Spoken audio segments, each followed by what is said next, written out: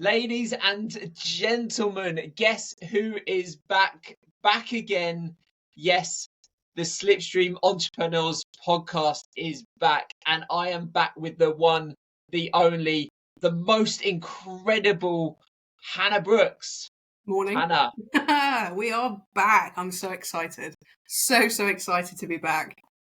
It's honestly, I'm actually well excited about this because it's been a little bit of a break that we've had from season 1. Obviously, we're going into season 2. Tell us a little bit about season 2. I mean, I think after season 1, we realised a lot of things. So based off of what you guys were saying, listening, we realised that something everybody really wants to focus on is mindset. And obviously me and you, Rich, we're very much of the mindset of focusing on mindset. So for us, we're in the mindset business, you know. For us, we are here to showcase how we develop our mindsets and how it can affect our daily lives. And I think we want to share that with you all. Obviously, including some guests and stuff that, you know, are in racing still and have been or will be, or all these kind of different things, but really focusing in on how they develop that mindset. You know, some of our guests last season, really kind of hammered home what they do. And I think that was so interesting to us that we really want to focus this season on that, which I'm really excited about. I think you've hit the nail on the head there. At the end of the day, I think mindset is everything. And I know you said that earlier, because I mean we've chatted to a lot of people. One of the people we chat to is Callum Webber, the one and only, and he says energy is everything. And we kind of broke it down a little bit deeper to say actually mindset is everything, because mindset leads to energy. It creates your energy, which then energy is everything. So we then loop back and say actually mindset is everything. And I know it's something that we've both personally been on a journey. I talk about personal development a lot. I talk about mindset a lot. I talk about mental health a lot. All links into one. But let's just start from the I was going to say the beginning, but the basics. Let's start off with we've broken down mindset into numerous different things previously. But for you, Hannah, what is mindset? I think mindset is just how you approach something, right? So if you're going through a tough time, you have a choice, and your choice is determined by your mindset. So your mindset is your approach to that situation. And I think for me, having gone through a lot of tough times in the past and learning that my approach will dictate then what happens to me going forward, that's why mindset is important to me and what it means to me. And at the end of the day, it takes a lot of practice to get into a good, positive mindset. Because I have to say, if you'd have asked people around me 2 years ago, they'd say I'm quite a negative, realistic person. And I think over the last couple of years, I've really tried to prove to myself that I'm capable of being positive and all of these things. So I think the more you practice it, the harder it is to go back. And when you do go back, you realise, this isn't useful anymore. You know, this negative mindset is just not useful for me anymore. So I guess, for me, that's what mindset would be. But I mean, what about you? Because you have more practice than me. I don't know. I mean, I've certainly invested into a hell of a lot of books, a lot of audio books. I've been on courses. You know, I've done a lot in personal development. I'm very open-minded. I've explored spirituality. I've looked into religion. I've looked into all different sorts of bits. And, you know, for me, I think mindset is what we think about every single day. And the mindset dictates our actions and how we live our lives. And like you said, I think you put it really, really well. The choices that we have. And it's not just like the big decisions, but choices of everyday little things. So if you think about, our days are made up of choices from start to finish. We've got the choice to get out of bed in the morning. That is a choice that everyone has. And people say, I don't have a choice, I've got to go to work. No, that's a choice. That's a choice to go to work. And every single decision that we make in a day, whether it's what we have for breakfast, whether it's if we brush our teeth, whether it's if we go to work, whether it's what we do at work, whether we look after our kids, if you've got kids, how we do everything all day is all made up by choices. And, it's that mindset dictates how we make those choices. We can either go one way or another. There could be multiple choices, but which way we choose is all dictated by our mindset. And you can break it down to everything, like, who you spend your time with. And I'm sure we'll cover that at some point, how your environment is a massive part of that, who you choose in your surroundings, like what you do in your surroundings, the self-talk you have, because actually I believe that you're surrounded by yourself all day. You can dictate how you are thinking day in, day out, and throughout that day. So I think it's a massive topic. It is a really big topic. And I know we said we're going to limit this to 20 minutes. And I think we're going to have multiple ones of these because it's going to be such a big, it's going to be such a big topic to sort of cover. But I mean, for you, Hannah, when you start your day, and I know we know each other well, and like we'll try and explain this to the listeners, but when you start your day, what do you do immediately when you get up? I mean, so I've got a pretty good routine, to be fair, and I'm quite lucky to live in a household which is routine driven. So we will get up, we will walk the dog, we will come back, we will have breakfast and a cup of tea or coffee, and then I will sit down to journal. And I say meditate. I listen to kind of guided meditation just because I do find it helps to really focus my thoughts and kind of just really get myself into that kind of focus space. So let's for me, that's there. kind of... Let's stop there. Yeah. Because you've hit three really good points. So I'll break that down, and I want you to carry on in a moment. But I thought actually stopping there would be ideal because there's three really good points there. Like your morning walk, and walking the dog, getting out in nature, etc. is one. The journaling 2, and then the meditation 3. So start off with that morning walk. Like, tell us a little bit more about that and what that does for you. I mean, it's not an exciting walk where I live, mainly because we're in the city, so it's pretty paving stones. But you know what? It's amazing the things that I've noticed on those morning walks, and I'm talking really things that people will walk past every day, but to me, give me a lot of joy. So every morning I'll walk past the garden and I'll see it change throughout the seasons, and I'll see the flowers change every season. And it gives me a lot of joy seeing that and seeing that someone else has taken their time to make something so amazing. And it reminds me a lot of that kind of process. And I find a lot of joy in that just on a morning walk. Before I've even spoken to anyone, I have that given to me just from walking around the block. And like hearing the bird song in the morning, it just kind of starts to wake you up and refresh you. So for me, like, it's such an important part of the day.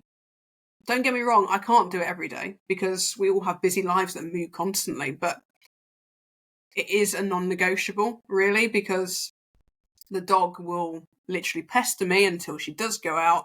I don't really get a choice in the matter, but it's great for me because it just keeps me having that natural movement every day, regardless, as soon as I wake up. It's not so nice, I have to say, now it's pitch black, but, it's still like I will see the stars in the morning. And I can see the stars just above us, and like that in itself is a gift. So it's kind of these morning walks, although to some people are really mundane, for me, I've seen a lot of beauty in those mundane moments, and I think that has helped my mindset grow hugely. And I'm really grateful for that, to be honest. And I think just being grateful itself is such an act to do in the morning. You know what? I'm so glad you said that. I'm actually so glad you said that, because as you're talking about noticing things, I've really noticed previously that I will start noticing more things when I'm grateful for the things around me already. And I think that's part of it, is that you only see what you see, but actually if you start being grateful for what you are seeing, hearing, feeling, smelling, all those different senses, all of a sudden you start seeing more things starting to appear. And like you said, they're hidden in plain sight. Most people walk past these things day in, day out. And actually, when you start appreciating what's around you and then you start seeing more things, you're just like, wow, like, this is incredible. Like, generally, it's incredible what is out there. So I think that's a great start to the day, of being grateful for what you do have, for what you're seeing, what's around us, what's in this world. Because I was chatting to someone in the gym yesterday morning. I love a sauna and steam room session. That's my non-negotiable in the morning. But I was chatting to them and saying that, I mean, someone was whinging about the politics that going on in the world at the moment, both here in the UK and the USA. And, you know, they left and I was left with this guy, and we were just chatting, and we just said, like, you know what? We can't control it. Yeah. We can't control what's going on in the world. So why are we worrying about it? And it's like one of the things I say to myself, especially with my sport, is control the controllable. We can only do what we can do. Everything else is out of our control. Let's not worry about it. Like, let's leave that to other people. But I think that's the thing, is that actually let's be grateful for what we do have, because there's so many people out there who are in worse situations than what we're in. Let's be grateful for what we do have. Let's be grateful for the people around us, the communication that we have. You know, there's always someone worse off in all different sorts of sectors of life. So gratitude is a great start. Obviously, next you talked about journaling. What do you do with journaling? It's a very structured journal for me. So I kind of come up with a format that really works for me. Bought myself a brand new notepad so I can really, like, that is my journal. And it follows this kind of pattern, which is, and this is a bigger subject as well. So I will say 10 things I'm grateful for, as we've just spoken about. 10 things, and it could be anything. And then I go into affirmations. So I actually use the Secrets app, which in itself I think should be its own podcast. But they give you daily affirmations based on the things you want to be really focused on. And I'll write those out. I'll say them out loud to myself, or in my head, or whatever is appropriate probably at the time. And then after that, I will write out things that I am visualizing as if those things have already happened and I am grateful for them. And that is my journal. So it's a full page of an A4, essentially, that I write every morning. But what about you? I know you journal, so what? Let's compare. What do you tend to do? I love what you've said there. I really do love the fact of, you know, and taking up a full A4 page. I mean, I don't go to that extent. My hands do start to hurt, to be fair. Yeah, I can imagine. If Biro wants to sponsor me, feel free. I was literally going to say the same thing. Is like, you know, if there's any pen sponsorship deals going, then actually this is an idea. Or notepads. I have a tendency. You know what? I'm going to say this out loud. And if this is a crime, I do apologise. It's no comment in interview. But you know, when you go to like hotels and they leave like notepads out, are they there to take? Are they there to use while you're there? I mean, at least they get used regularly. I do write some stuff, and then obviously that's quite important stuff, so I do take the notepad away. Yeah. Does that class as theft? I don't know.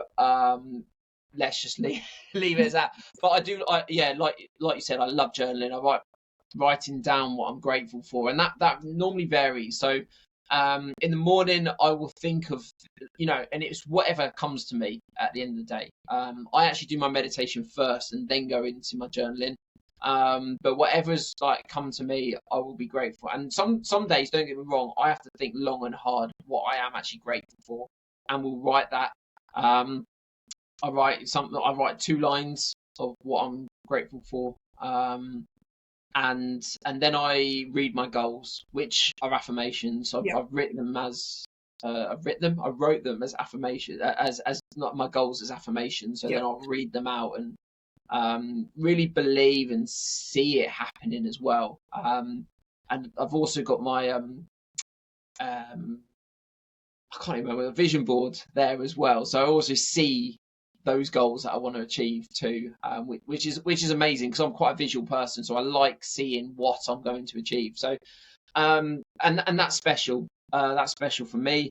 In the evening, I also write my gratitude, but I write my gratitude of what I'm grateful for that happened in that day, Yeah. rather than what I'm grateful for in the future, or what's around, or random things. I say something that I've been grateful for that day, and again, still go through my goals, which is special. It's interesting because I've tried both morning gratitude and evening gratitude, and I find doing evening gratitude far more relaxing and far more purposeful. But I find morning gratitude really good to get in myself in the right headspace. So it's almost like doing both is ideal because it helps you then shut down the day, close the day of your head, and just think, right, I'm grateful for so much. And you go to bed feeling that kind of grateful to just be able to go to bed.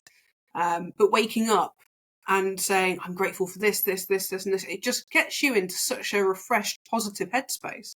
And we've had many meetings together where we can tell the difference between the days where we haven't done that and we have done that. And I think that's the thing. Like, and we both will be very honest with each other. Like, I've messaged you numerous days and gone, I am having a shocker. Like, I am not in that right headspace today. And that's okay. But we can tell and you can tell. And I challenge anyone listening to give it 30 days of doing something like this.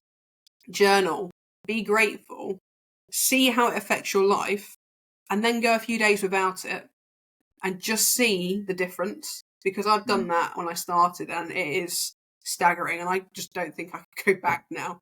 I think I'll tap into that as well, because I believe that that's the compound effect. And I think Einstein said the compound effect was the eighth wonder of the world. I may have completely butchered that, by the way. I don't know. We'll have to look it up. But it sounded pretty good, so we're going to go with it. So Albert Einstein, congratulations. I hope it's you as well. But anyway, the compound effect, for those who don't know, is obviously doing something daily over a period of time, or doing something for a period of time. So if you imagine like a water, think of a rock and water dripping on it, and you think the water will just drip over a rock at the end of the day. Over time, that water will start to corrode that rock, or whether that smooth it or whether that corrode it away or whatever, it will start breaking away at it. You look at the oceans and how the waves crash against the rock, and you think, if you just dumped a load of water on that, what would it do? Absolutely nothing. But because it does it over time, that's where it starts breaking away. And it's the same with us at working on the other way. Again, building stuff up. Going to the gym. You don't just go to the gym for 1 session, like 8 hours, and suddenly you're a bodybuilder. No, that takes time. It takes consistency, and you've got to go every single day to make that happen. And that's exactly what the compound effect is in your mind as well, is that actually you need to think about these things regularly. You need to do these things where doing gratitude once for a few hours isn't going to make a difference in your whole life. But if you do like 10 minutes or, even 5 minutes, whatever it is, just a couple of minutes each day for, like I said, 30 days, 60 days, 90 days, people talk about a 90-day period and things like that, but however long you do it for, you'll notice that starts building up and building up, building up. And you know how they turn around and say 1% better every day and you're 365% better? I actually think it's more than that, because actually it's the build up of all that together. More like 500%. But I think it's even more.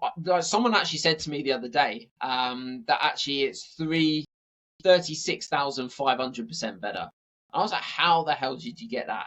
And they turned around and said, well, actually, if you think about it, because it then multiplies on top, then actually you're building that. So if you imagine on a graph, it'll come along slowly, and it will just jump up. And all of a sudden you've hit something incredible from something that you just thought, well, I'm just doing something little every day. And honestly, I think it makes a huge, huge difference. It is amazing. And I think there's so much to discuss around that. And I'm really excited to unpick this and potentially with the guests and just kind of really hone in on this, because, think of a racing driver who's been battened down every day with no's from sponsors every day. No. you are that rock being battered by water over time, right? And you need to stay strong, and you need to have that right mindset, and eventually you'll become something greater. You just need to be consistent, have the right mindset. If you're negative, you will only see the negative. That's the thing. Like, we see so many opportunities in everything that we now have so many opportunities that we need to multiply ourselves by about 5. But if we were to just see everything as a problem, all we would have is problems. And I know which side of the coin I'd rather be on. I love that. I love that. I'm going to be honest, Hannah, we could talk about this Yeah. hours. Literally hours. I think it's best that we leave that there for this first episode. But obviously we are going to unpick a whole load of different things in this, and I think we're going to build. This is like a stepping stone. We're going to build on top of this, and this is going to come into something rather special. It's a great season opener. We obviously want to get some guests on at some point. Who would be your dream guest? I mean, we still want Susie Wolf on. I think she's amazing. I only found out this week that she used to be karting with Lewis Hamilton, and those two are like best buds, which I thought was like an amazing thing, which I didn't realise, which blew my mind slightly. But I still think she'd be great to have on. I think her mindset is fantastic, and I would love to hear how she kind of monitors that and has done in her career and personal life. But to be honest, like, everyone has a story with mindset, right? So I'll happily speak to anyone about mindset. Anyone. So yeah, what about you? Who would you like on? Well, I'm gonna go for the author of my favourite book, and by the way, that isn't my book. I just want myself on. I just invite myself on, a bit of publicity for my book and all that kind of. I don't know if you guys know that I've written a book, but hey, it's out on Amazon. It's available now. No, my favourite book is a book called "Change Your Mindset, Change Your Life" by Garen Jones, and if I can get Garen Jones on to speak about his story, what he found, honestly, I know he does podcasts, and he does massive podcasts. So it's kind of like he has to come on the Slipstream Entrepreneurs podcast because it's a massive podcast. So yeah, I mean, I'd love to get him on. I'd love to have a chat with him, 1-to-1 or 2-to-1 at the end of the day. I think he'll be incredible. If we can make that happen, that'd be amazing. So I am going to tag him in this. So hopefully he will see it, he will hear it and go, yeah, I'm in, let's go. And I'm going to manifest it. I'm going to manifest Garen Jones will be on our podcast. There we go. I know it's going to happen. So no, I'm really excited. But Hannah, it's been a great start. I am really excited for this season. This is going to be absolutely incredible. Obviously, it's going to be available episode once a week. We'll put it out there. Please please subscribe, please share what we're doing. It's really beneficial for us to help others. That's what we're all about. We're all about helping others. So please feel free to share, to subscribe, and we will see you next week. Thank you very much.